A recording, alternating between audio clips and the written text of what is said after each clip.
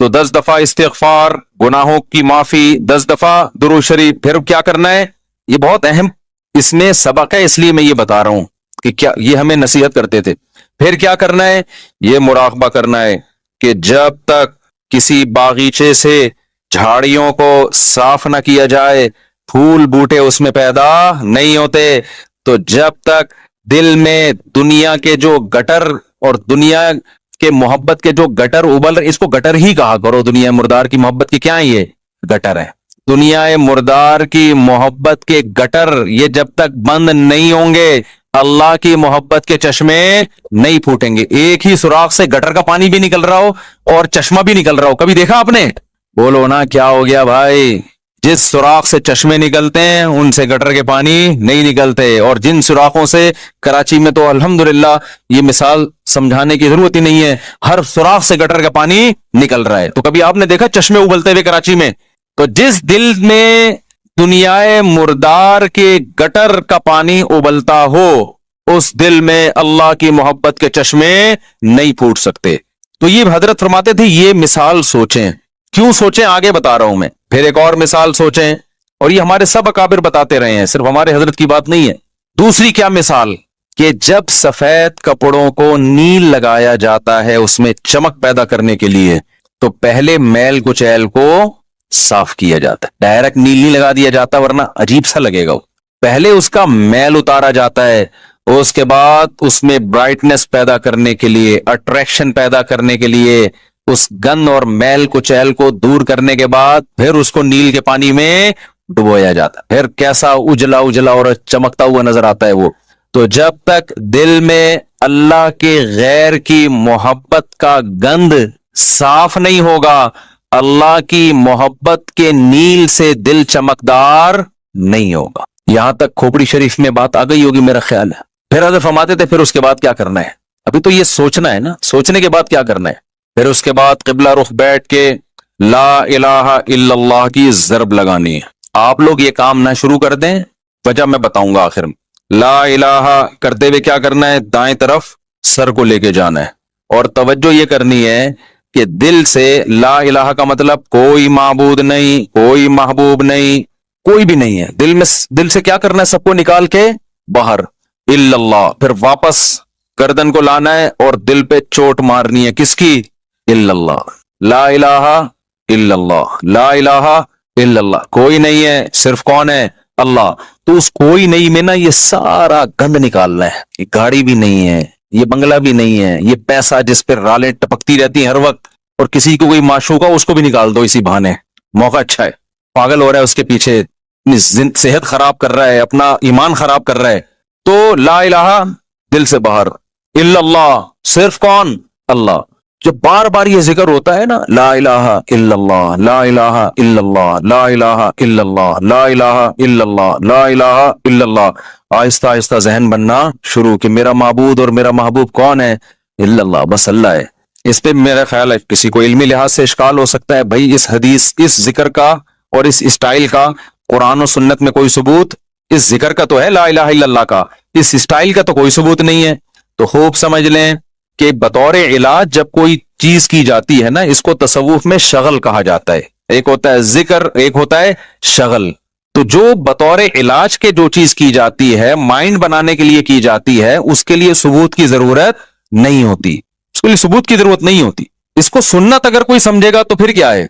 फिर ये बिदअत अमल है भाई। कुरान और सुन्नत से इस अंदाज का कोई सबूत नहीं है। लेकिन एक चीज तजर्बे से साबित हो जाएगी, इसका फायदा हो रहा है, और फायदा हो के वो चीज हासिल हो रही है जो अल्लाह चाहता है, तो फिर उसके लिए सबूत की जरूरत नहीं है। हाँ, अगर ये इज्तिमाई सतह पे लोगों को बुला बुला के ये सेटअप शुरू हो जाए ना, तो फिर ये बिदअत का जरिया होने की वजह से क्या होगा? फिर नाजायज होगा। तो आप ये काम ना करें, कोई बिदअत ना बन जाए नहीं। लेकिन एक काम आप लाजमी कर लें, जो मैंने इतना लंबा चौड़ा आपको ये पूरा तरीका बताया ना, आप ये ना करें यूं यूं गर्दन, बाद लोगों के फरमा भी टेढ़ा हो जाता है इससे, यूं यूं करने के बाद फिर उठ ही नहीं पा रहे ना, वो ऐसे ही हो गए उन। तो ये काम ना करें, बिदअत का कोई जरिया ना बन जाए। जब तक किसी शेख से बाकायदा इस्लाही ताल्लुक ना हो और उसकी हिदायत और रहनुमाई ना हो, खुद से ये काम ना करें। ऐसी चीजों से बिदअतें फिर फैलती हैं सोसाइटी में। तो आपने क्या करना है? अल्लाह से ताल्लुक बहाल करना है ना, तो उसके लिए मैं तरीके बता रहा हूं आपको। रोजाना सुबह और शाम में ला इलाहा इल्लल्लाह के जिक्र का मामूल बनाना है। 10 دفعہ کم سے دیکھو تبلیغ والے تسبیح بتاتے ہیں تیسرا کلمہ 100 دفعہ، 100 دفعہ استغفار، 100 دفعہ درود شریف، صبح بھی اور شام بھی. اصل تو یہ ہے کیونکہ تیسرے کلمے لا الہ الا اللہ خود بخود آ گیا ہے. میں اس سے بھی آسان پیکج بتا رہا ہوں. اصل تو وہ ہے جو تبلیغ والے بتاتے ہیں. میں کیا بتا رہا ہوں اس سے بھی کہ یار وہ نہیں ہوتا تو لا الہ الا اللہ بیچ میں سے نکال لو نا، اسی کا وظیفہ پڑھ لو، اسی کو پابندی سے پڑھ لو. تو جتنے یہاں مرد اور خواتین آج بیان سننے کے لیے آئے ہیں، آج سے عزم کریں کہ ہم نے روزانہ کم سے کم 100 مرتبہ صبح اور 100 مرتبہ شام لا الہ الا اللہ کا ورد کرنا ہے. اچھا، ذکر میں اصل یہ ہے کہ آہستہ آواز سے کیا جائے. جہرن ذکر کو شریعت نے پسند نہیں کیا، لیکن اگر دل لگانے کے لیے معنی اور مفہوم کا تصور دماغ میں بٹھانے کے لیے کوئی ہلکی آواز سے جہر کر لیتا ہے، ہلکی آواز سے بہت شور شرابہ نہ ہو، تو اس میں بھی کوئی حرج نہیں ہے. تو آپ نے کیا کرنا ہے، یہ 2 مثالیں صبح سوچنی ہے. صبح کے وقت کر لیں اور شام کے وقت کر لیں. بیٹھیں قبلہ رخ ہو کے 10 دفعہ استغفار اپنے گناہوں کو یاد کر کے، 10 دفعہ درود شریف پڑھ لیا. اس کے بعد ہلکی آواز میں لا الہ، مزے لے لے کے ذکر کرنا ہے. ترخانہ نہیں ہے. 100 دفعہ نہیں ہو رہا نا، 50 دفعہ کر لو. وہ کام جو تھوڑا ہو پابندی کے ساتھ ہو. اللہ کو زیادہ محبوب ہے اس کام سے جو بہت زیادہ ہو لیکن اس کی پابندی نہ ہو. تو کیا کرنا ہے، ہلکی آواز سے لا الہ الا اللہ، لا الہ الا اللہ. اور تصور کوئی نہیں ہے. لا الہ کا مطلب اللہ قرآن میں کہتے ہیں افرأیت من اتخذ الہہ ہواہ، تم نے ایسے لوگ دیکھے جن کا معبود ان کی خواہشات ہیں، خواہشات کو اپنا خدا بنایا ہوا ہے. تو لا الہ میں آپ نے کیا تصور، میری خواہشات میرا خدا نہیں. جس کے دل میں بھی، وہ ہر آدمی کو پتا ہے مجھے کس سے زیادہ عشق چڑھا ہوا ہے آج کل، گاڑی سے زیادہ ہے، بنگلے سے زیادہ ہے، بحریہ ٹاؤن سے زیادہ ہے. یہ کس سے ہے جو گھسا ہوا ہے نا دل کے اندر. کسی کو کسی چیز سے ہوتا ہے، کسی کوئی یہ جو عاشق ہوتے ہیں نا جن کو حرام عشق ہو جاتے ہیں، ان کو کہا جاتا ہے اس محبوبہ کا تصور کر کے دماغ سے نکالو جو حرام عشق ہے. سمجھتے ہو کہ نہیں سمجھتے؟ تو آج سے یہ وعدہ کرتے ہیں کہ نہیں کرتے؟ 10 دفعہ استغفار، 10 دفعہ درود شریف. پھر یہ مثال بھی سوچنی ہے کہ جب تک جھاڑیاں صاف نہ کی جائیں، پھول بوٹے اس کھیتی میں پیدا نہیں ہوتے. تو میں نے بھی جب تک یہ گند اپنے دل سے نہیں نکالوں گا نا، اس وقت اللہ کی محبت کے چشمے نہیں پھوٹیں گے. اسی نیت سے کہتا ہوں لا الہ کوئی نہیں ہے الا اللہ. صرف کون ہے؟ خدا کی قسم لا الہ الا اللہ اگر آپ نے چند مہینے کر لیا، اتنا فائدہ ہوگا کہ آپ کی زندگی تبدیل ہو جائے گی. اور جتنے نفسیاتی ڈاکٹر جو آپ کو مختلف قسم کی ڈپریشنوں کے علاج بتا رہے ہیں نا، سارے فیل ہے اس کے سامنے. لیکن شیطان کرنے نہیں دیتا کام. 2 دن کریں گے صوفی بن کے بیٹھ جائیں گے، اس کے بعد اب یہ تو ایسی کچھ فائدہ تو ہو نہیں رہا. چھوڑو یار، اللہ کا نام لینے کی توفیق تو مل رہی ہے نا، فائدے کو مت دیکھو. یہ نہیں دیکھنا کہ فائدہ ہو رہا ہے کہ نہیں ہو، بس نام بھی اللہ کا لینے کی توفیق مل گئی تو یہ فائدہ بھی بہت ہے. لیکن ہوگا فائدہ انشاءاللہ. ایک کام یہ کرنا ہے پوری زندگی پابندی کے ساتھ. اور اگر کسی سے بیٹھا نہیں جاتا، بعض لوگ ایسے ہیں کہ ان کے اسپرنگ لگے ہوئے ہیں، وہ ایک جگہ بیٹھ ہی نہیں سکتے. جہاں بیٹھیں گے اسپرنگ ان کو اٹھا کے دوسری جگہ لے جائے گا، وہاں بیٹھیں گے اسپرنگ اٹھا کے ان کو تیسری جگہ لے جائے گا، وہ بیٹھ ہی نہیں سکتے. تو چلتے پھرتے کر لو یار. جس طرح آپ کا دل لگ رہا ہے، آپ کا دماغ معنی اور مفہوم کی طرف جا رہا ہے، اس طرح کر لو. سمجھتے ہو کہ نہیں سمجھتے؟ نہیں بیٹھا جا رہا، چلتے ہوئے کر لو، ڈرائیونگ کے دوران کر لو. لیکن ترجمہ اور مفہوم سوچ کے یہ ذکر کرنا ہے. سمجھتے ہو؟ دوسرا کام، اللہ سے تعلق بحال کرنے کے لیے روزانہ ایک ٹائم دعا مانگنے کا معمول بناؤ. اللہ سے گڑ گڑا کے دعا مانگا کرو، دل لگے یا نہ لگے. باتیں کرنا سیکھو. لوگ کہتے ہیں ہمارے پاس الفاظ ہی نہیں ہوتے دعا کے. آ جائیں گے آہستہ آہستہ، جب کرتے رہو گے نا الفاظ بھی اللہ سکھا دے. آدم علیہ السلام نے جب توبہ کی ہے، قرآن سے پتہ چلتا ہے ان کے پاس الفاظ نہیں تھے کہ اللہ سے کیسے توبہ کروں. میں پریشان تھے، توبہ کے الفاظ نہیں تھے. قرآن کہتا ہے فَتَلَقَّى آدَمُ مِن رَبِّهِ، رب نے آدم کو سکھائے الفاظ کہ یہ الفاظ سے دعا مانگو. تو جب آپ اللہ کے سامنے گڑ گڑاؤ گے تو انشاءاللہ اللہ آپ کو الفاظ بھی سکھاتا رہے گا. دعا ہی میں ایک اور کام کرو. ایک کتاب آتی ہے مناجات مقبولہ. کیا نام ہے کتاب کا؟ مولانا اشرف علی تھانوی رحمہ اللہ تعالی نے قرآن اور سنت میں صحیح احادیث میں جتنی دعائیں ہیں ان تمام دعاؤں کو ایک چھوٹے سے کتابچے میں جمع کر لیا ہے. یہاں تک بات کلیئر ہو گئی؟ پھر کیا کیا ہے؟ اب ساری دعائیں روزانہ مانگنا تو بڑا مشکل ہے، تو بہت ساری دعائیں ہیں. تو انہوں نے ان ساری دعاؤں کو 7 حصوں میں ہفتے کے 7 دنوں میں ڈیوائیڈ کر دیا ہے. اس سے وہ پڑھنا کیا ہو گئی ہیں؟ آسان. پھر لکھ دیا ہے ہفتے کی دعائیں، اتوار کی دعائیں، پیر کی دعائیں، منگل کی دعائیں، بدھ کی دعائیں، جمعرات کی دعائیں، جمعے کی دعائیں. تو جہاں جمعے کی دعائیں سٹاپ ہو رہی ہے وہیں سٹاپ کر دو، کیونکہ اب جو مناجات مقبولہ مل رہی ہے اس میں پھر لوگوں نے اپنی غریبیاں بھی بہت آگے لگا دی ہیں. تو آپ نے یہاں میرا خیال ہے میں نے ساتھیوں سے کہا تھا رکھوائیں مناجات مقبولہ. کوئی بزنس نہیں ہے، پتا چلا مجھے صاحب منجن بیچ رہے ہیں، کتابیں بیچ بغیر پروفٹ کے. یہاں میرا خیال ہے مل جائیں گے. تو میں نے بولا تھا سب کے لیے لے کر آؤ. بس یہ تو اللہ ان سب کو ہدایت دے. کل سے میں چیخ رہا ہوں کہ لوگ زیادہ ہوں گے، مناجات مقبولہ بہت زیادہ تعداد میں ہونی چاہیے تاکہ سب لوگ خریدیں. جی چلیں، آپ یہاں 150 ہوں گے اعتکاف والوں کے لیے، لیکن کسی کو فری پھوکٹ میں نہیں دینا ہے. فری والا کام ہمیشہ اس کا کوئی فائدہ نہیں ہوتا، پیسے خرچ کر کے لینی ہے، کوئی پروفٹ نہیں ہے. باقی لوگ بنوری ٹاؤن سے بھی ملتی ہے، ہر جگہ سے مل جاتی ہے، ٹھیک ہے نا. وہ کتاب خواتین بھی رکھیں، مرد حضرات بھی گھر میں رکھیں. اس سے فائدہ کیا ہوگا؟ ویسے الگ سے بھی دعا ہاتھ اٹھا کے اخپل طریقے سے مانگیں، رٹے رٹائے الفاظ نہ ہو، آپ کے اپنے الفاظ ہوں. اور دوسرا، اس دعا کو بھی روزانہ پڑھنے کا معمول بنائیں. اس سے فائدہ کیا ہوگا؟ اس میں قرآن و سنت کی جتنی دعائیں، پیغمبروں کی دعائیں ہیں، اللہ نے جو دعائیں ہمیں خود سکھائی ہیں، وہ ساری ایک ہفتے میں آپ مانگ لو گے. تو یہ کوئی کم فضیلت ہے؟ بہت بڑی فضیلت ہے. اور پھر ایک اور خاندانی فائدہ ہوگا، جب آپ وہ پابندی سے پڑھنے کا معمول بناؤ گے نا، تو 6-7 مہینے، سال کے بعد جا کے وہ ساری دعائیں آپ کو یاد ہونا شروع ہو جائیں. ایک وقت آئے گا آپ کے سینے میں دعاؤں کا بہت بڑا ذخیرہ ہوگا. تو معمول بناؤ گے کہ نہیں بناؤ گے؟ مناجات مقبولہ خریدیں. اس کا یہ مطلب نہیں کہ الگ سے دعائیں نہیں، وہ الگ سے مانگنی ہے. کتنے کام ہو گئے؟ 3 کام. چوتھا کام دعا، وہ تو میں پہلے بتا چکا ہوں، یہ تیسرے کام میں آ گیا. چوتھا کام آپ نے کیا کرنا ہے؟ روزانہ کم سے کم 1 پارے کی تلاوت کرنی ہے. موبائل سے جان چھوٹے گی نا. لوگ کہتے ہیں پھر بھائی سارا دن موبائل میں لگے رہتے ہیں، تو موبائل نہیں ہو تو کیا کریں؟ تو یہ کام کریں گے تو پھر تھوڑا بہت موبائل کے لیے وقت بھی آپ کو مل جائے گا. تو پہلے اپنے آپ کو اچھے کام میں بزی تو کریں نا. تو کیا کرنا ہے؟ روزانہ 1 پارا قرآن کی تلاوت. اگر آپ اٹک اٹک کے پڑھتے ہیں، 1 پارا پڑھنا بہت مشکل ہے، تو ٹائم کر لیں آپ کہ میں روزانہ آدھا گھنٹہ قرآن مجید کی تلاوت کروں گا. یہ بھی مشکل لگ رہا ہے تو زیادہ فنٹر بننے کی ضرورت نہیں ہے، آپ کہیں 25 منٹ کروں گا. یہ بھی مشکل لگ رہا ہے تو کوئی بات نہیں، 20 منٹ پہ لے آئیں. یہ بھی مشکل لگ رہا ہے 15 منٹ پہ لے آئیں. یہ بھی مشکل لگ رہا ہے آپ بولیں صرف 10 منٹ میں تلاوت کروں گا. کوئی ٹینشن کی زیادہ کے چکر میں نہ پڑیں. شیطان کیا کہتا ہے؟ تو بہت نیک آدمی، 10 منٹ سے کیا ہوتا ہے؟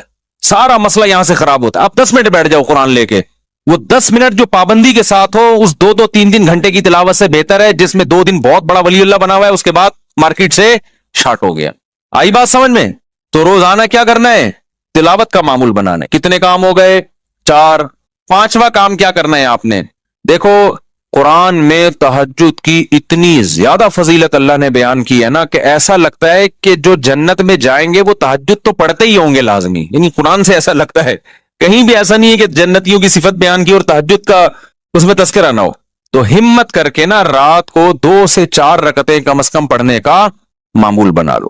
اور اس 4 اور جو دعا کرو گے نا وہ اسی 4 رکعتوں کے بعد، وہ جو ایک معمول میں نے بتایا نا دعا کا، کیونکہ سب سے زیادہ قبولیت کا وقت کون سا ہے؟